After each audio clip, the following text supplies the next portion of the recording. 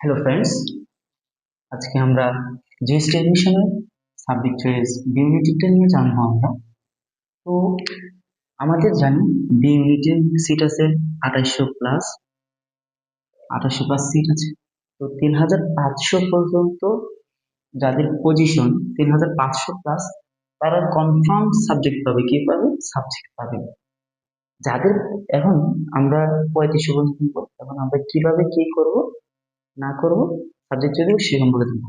যাদের পজিশন 2000 পর্যন্ত, তারা ও বি ক্যাটাগরিতে তাদের পছন্দ মতো সাবজেক্ট দিবে।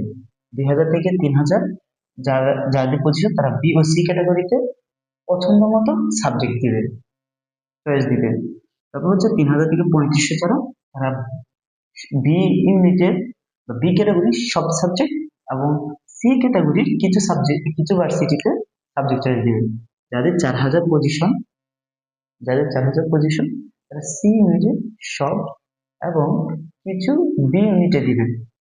4500 থেকে 4500 পর্যন্ত আছে, তারা সি ইউনিটে সব এবং 4500 থেকে যারা আছে প্লাস, তারা তাদের পছন্দ মতো সাবজেক্ট চয়েস দিতে পারে।